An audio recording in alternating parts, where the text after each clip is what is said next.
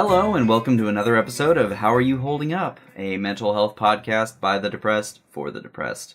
I'm Chris. And I'm Lindsay. And I'm going to ask you, Lindsay, how are you holding up? I'm just fine. I feel like I have a little bit of brain fuzz today. Mm-hmm. And word salad galore in the last few days. Yeah. So, how are you holding up?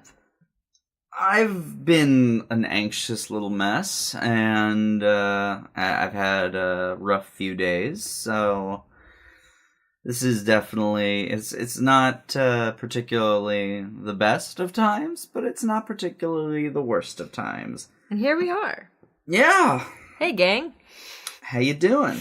We are going to talk today about something that you all are probably thinking about a little bit in some way or another, because Valentine's Day is this week. It's approaching.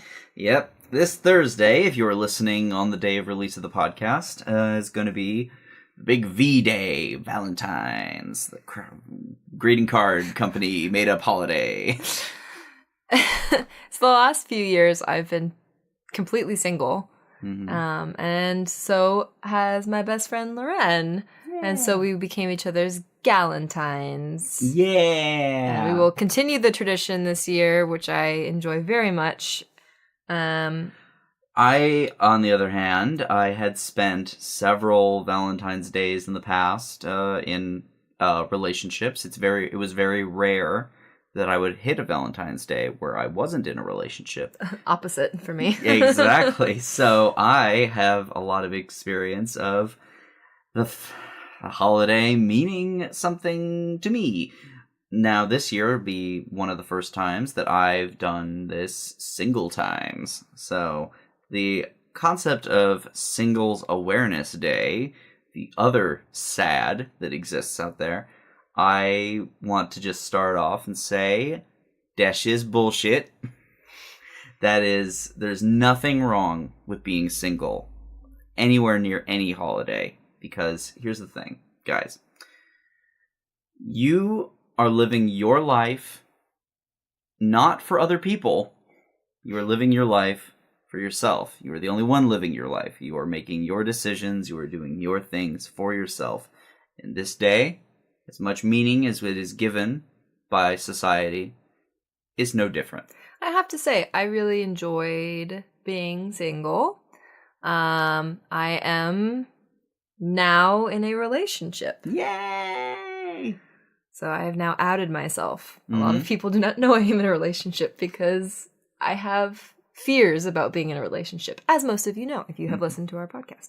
Yeah, and it's an understandable fear. Yes. So actually, I told him that we would not be celebrating Valentine's Day together. I made it very clear that I will be celebrating with my best friend because she has been there through the thick and thin. Mm-hmm. But when I was single, there's a lot of safety there. Yes. And a lot of contentment, and you are generating your own happiness. You don't have to feel, at least for me, I'm pretty empathetic. And even without them telling me to do so, because most people don't tell you to do so, I take on other people's stuff. Same. And it can be draining and unfair, and I react from a weird place, and you think that you're supposed to be doing something, and you're not, and then it's making you miserable and them miserable. So if you are single, there's a lot of loveliness there. There is. I'm here's the thing. I've said my piece about like being single on it, and as somebody who's not used to it, it does come with its share of challenges. So we're definitely not going to poo-poo those. It's not like you're single, you don't have to feel anything on Valentine's Day. No, you are absolutely going to feel some things if it's going to affect you. Oh my God, of course. It's particularly the feelings of loneliness. Yes, loneliness is a killer. Loneliness is definitely the mind killer. There's all kinds of interesting science behind the devastating effects of loneliness because we are a social animal. We are absolutely a social animal. So, and it is something that I've been feeling a hell of a lot lately. What kind of loneliness? Because it's interesting how you can have friends around you and family around you and co-workers and still have a deep feeling of loneliness. So, yes to all of that. I have a lot of fantastic friends. I have a lot of fantastic coworkers. I do my job. I love my job. And I still will spend evenings dreading the time that I'm going to spend with myself. Because the time that I spend with myself is neither productive nor constructive. And it usually is in some way, shape, or form mentally destructive. But that is me going through the measures of that kind of self-loathing aspect, which will coincide also with a holiday built around the concept of loving each other and other people that are in your life. Yeah. So, as a result, those feelings have been compounded infinitely. I've gone on a couple dates recently, which were pretty successful. I felt really good about them. And then, it hasn't changed anything in terms of how I feel about myself. Did you think it would? Probably a part of me did, but it was not a realistic expectation. It was definitely... Well, yeah. No, of course not. It's an idealistic standpoint where sometimes you feel like if you're with the right person, that they're going to push you to being the best person you can be. And that's very selfish, but it's something that I can't, hide and be like, yeah, no, I in a relationship derive my joy and happiness from my partner's joy and happiness. And I think sometimes when that's something that you've done naturally for so long, you don't even realize that's something that you are expecting. Yes. I know that when I started doing a lot of healing and shit, and started dating again or trying to date again, that was something that I was like, wow, my boundaries feel different. My viewpoints on this relationship, I used to so badly need them to be the center of my everything. And I made so much of my plans and my dreams around these people who I had been in relationships with.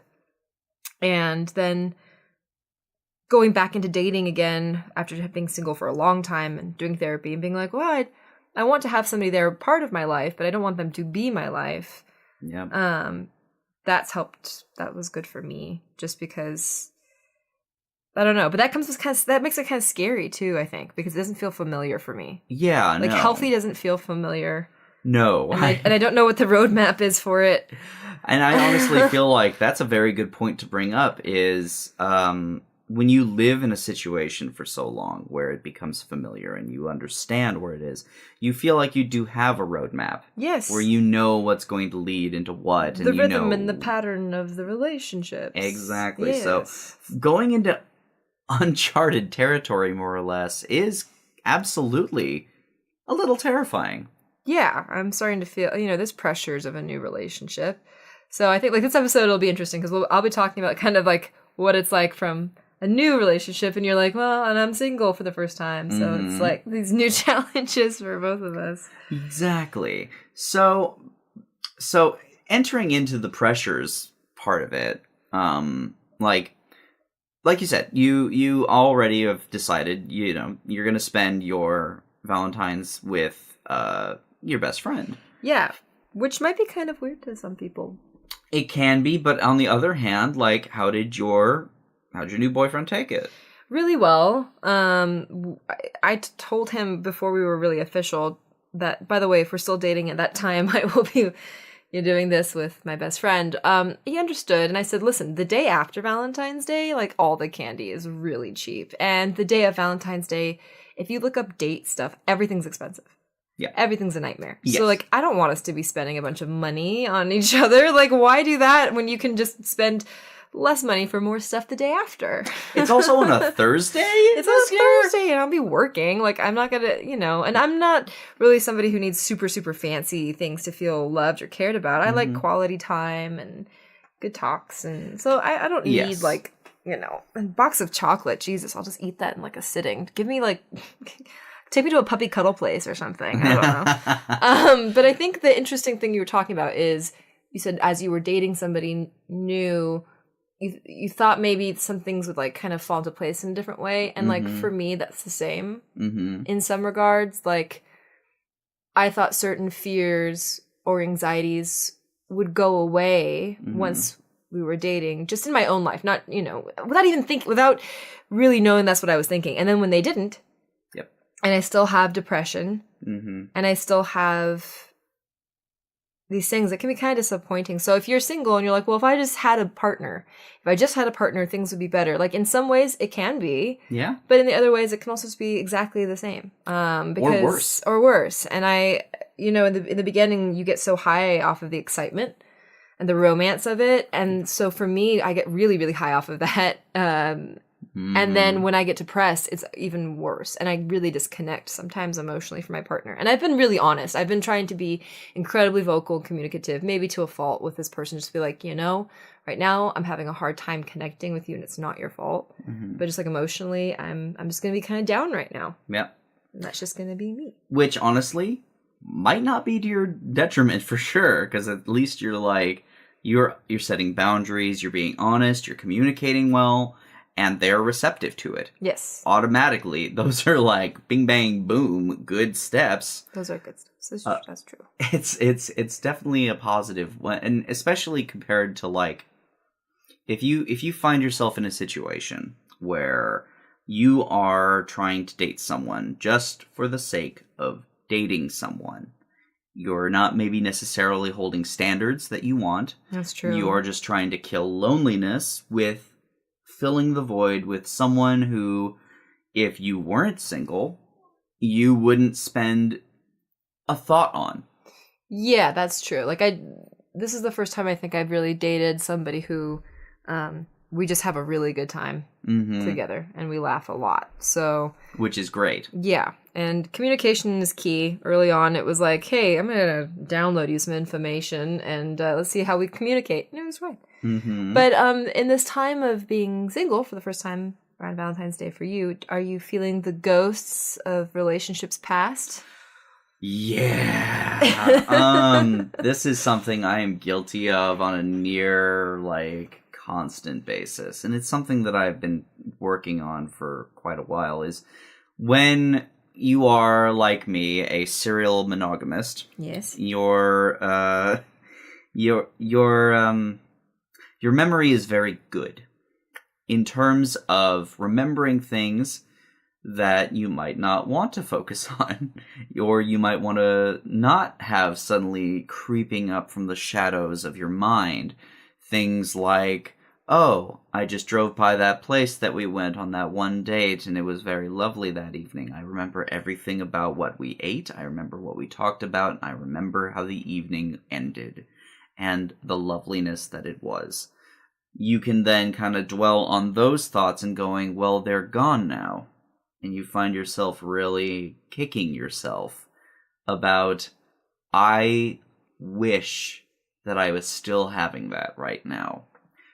You become selective in your thought patterns and your memories, and you think of all the good things, and maybe you want to reach out to that person. Yeah. And you want to reconnect, or you want so reconcile badly. Yeah. And you forget so easily why things ended, that you don't care, and you just want to spend time with that person and remember how it felt to be in love. It's not something that comes easily, and it's not something that comes thankfully. Yeah. You are not thankful at all. What I've done is I very recently went through a bunch of like social media avenues to look up all these people that I no longer done. Yeah. It was like an X binge on Facebook. I was so guilty of that. Like, I'm just going to look at everybody who, and their exes and so forth, and the people who've haunted me in the past. Yeah. And? Think of the negative things and feel icky. And then also just, I don't know, it's almost like an old hurt that is familiar. Mm-hmm. And so I do it, and I know I'm doing it, and I know it's the wrong thing to do. Yes. It's like, hey, this time last year, we were just breaking up. And let's see what they're doing now. So that's crappy. But I think a lot of people have a tendency to feel like, God, I spent all these years with this person, and I spent so much time and love and energy just pouring into this person and this relationship, and it's gone now, and what a waste. Yeah. You know, what a waste. And I think there something to take away from that is that when you're giving these things, you're giving this love and this energy. I mean, you're giving a gift. Yeah. And so to maybe focus on like how sacred and special that is, Mm-hmm. and that really when you give a gift, you're not expecting anything in return. Yeah. And that can be hard because in the past, sometimes I know that I felt like, God, that was just such a waste of time. And that's the funny thing is I felt like it was a waste of time very rarely. Yeah. I've thankfully been able to come away from most relationships I've been in just going, I'm glad that I had that, Mm-hmm. and I'm glad I walk away now.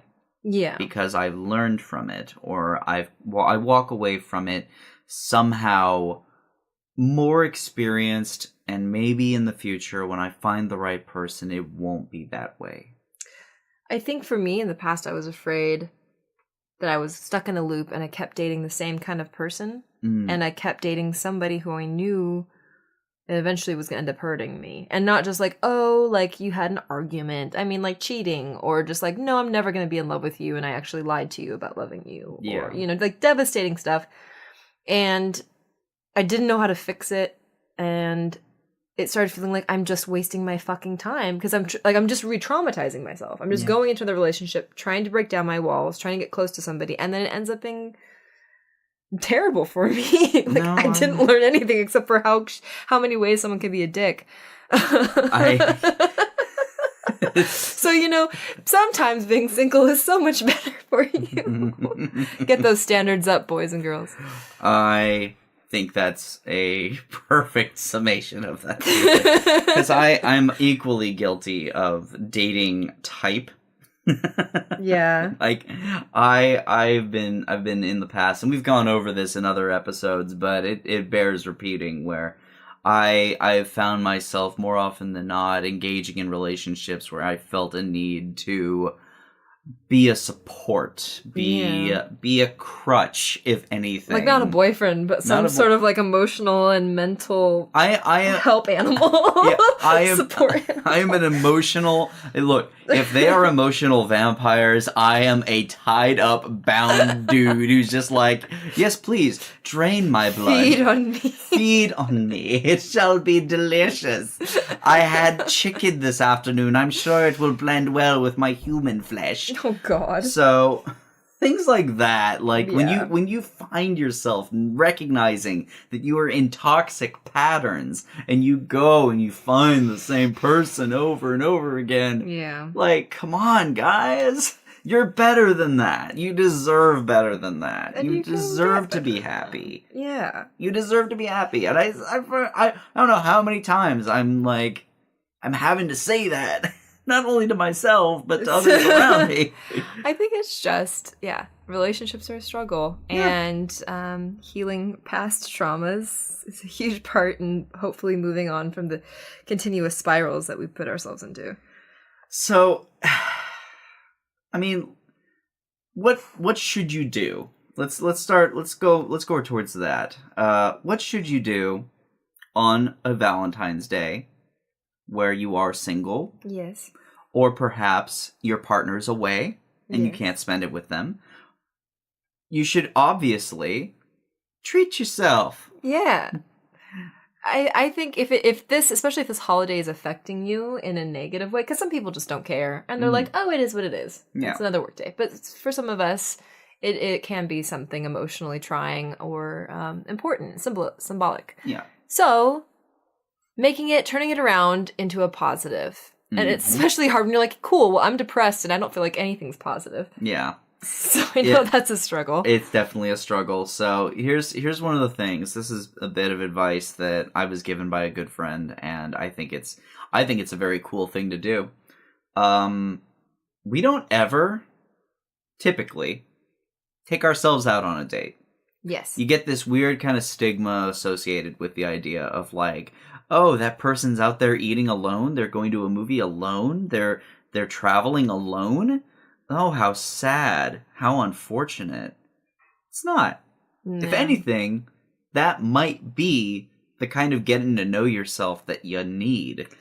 I think, and more often than not, I've always thought that when I saw someone alone doing that kind of stuff, it's very brave. I've never felt sorry for someone doing anything alone. No. I don't think I've known anyone to feel that way. But also, I mean, Valentine's Day is expensive. So if you take yourself out on a date, it might be pricey. You might be taking that. It's going to be the same price if you just took someone out on a regular date on a regular night. But for just yourself. So I recommend prepping while it's not Valentine's Day and getting yourself some fun treats for that night. Yes. You know, absolutely. Like getting a Korea spa face mask for $3 at a beauty salon, male or female. You can have a face mask. Treat your skin right. Yeah, honestly, guys, it's very important. Our pores sometimes get so big. Those pores, though. It's so important. You just gotta clean them out. Get a bottle of nice wine. You ever just like sit and just watch like people getting like Biore strips pulled? And Yeah, it's like... I do. You can do that. You can treat yourself to a really weird tunnel on YouTube of watching people take nasty stuff out of their... That's gross. It's this so is like cool. side. No, but it's so cool. I get enjoyment from it. I'm sorry. If you're grossed out by that, I'm sorry. No. Get enjoyment. Find your joy. Yes. Not everyone will find your joy. Does it spark joy? But... Yes. It's very important. So, spending the day either avoiding it or doing something nice for yourself or getting with friends. Yeah, for me it really helped because it was hard. Oh my God, the first Valentine's Day I was in this crazy tornado love, and it wasn't love looking back. It was like this intense obsession of wanting so desperately for them to love me. Mm-hmm. And he didn't. And we broke up just before Valentine's Day, like a week. And that was when I started like hanging out with my girlfriends for Valentine's Day, and we all went to the Dollar Theater, and we all dressed up in black velvet dresses, and we ate like garbage, and like just doing something silly and fun with people who cared about me and loved me and wanted good things for me, and I didn't have to try to work to make something feel like it, you know. That was important, and I felt like shit, and I felt emotional, but looking back on that was cool, and it started a really nice tradition. Yeah. And focusing less on what you lack and more about what you have. That's fantastic. Like, it really does come down to appreciation. Because, I mean, if you think about what the entire purpose of Valentine's Day is, in a traditional sense at least, it is about appreciating the one that you're with. Yeah. You are supposed to take the person that you're with and you are supposed to enjoy your time with them. Yeah. And when you're not with people in a romantic sense, you are with people in a platonic sense, and you can enjoy that just as deeply and richly. And we don't have like a friend's day, and I feel like we really should, because some of our friends have gone through all kinds of relationships, watching us go through our relationships and being there to pick us back up and talk us through stuff and tell us when we're being stupid, and really giving back to your friend and doing something sweet and silly and like spoiling your friend is just so nice. You know, like, I'm going to buy my friend all these things and show her how much I love and appreciate her. And if you're like, you know what, I want to be alone, I want introverted time, show and spoil and appreciate yourself. Yep. Treat yourself. Above all else, treat yourself like the best friend that you truly deserve. Treat yourself the way dogs would treat you if they were people and had lots of money. Perfect. Well, guys, we hope you have a delightful Valentine's Day. And if you're just getting through this week, may it be easy. We're glad that you joined us. We thank you for listening. As always, follow us on Instagram at HAYHU Podcast. Like our Facebook page. Go join the conversation on Reddit. Yay! The subreddit is still up there, and we've posted, and we got some people talking on it, which is nice. That's nice. So, and of course, if you want to email us directly, email mailbag@HowAreYouHoldingUp.com. And we are getting excited and amped up for our merchandise. Yes, we are getting the store set up as we speak. We're going to be making those fart t-shirts and mugs, so that'll be coming soon. Thanks to our fantastic, wonderful artist, Sonata. Yeah, want to do another shout out to Sonata. Thank you for your patience and beautiful art. You are amazing, and a rock on which we are crumbling upon. Crumbling. Smishing you down. Oh my god. As always, don't tell us to just get over it.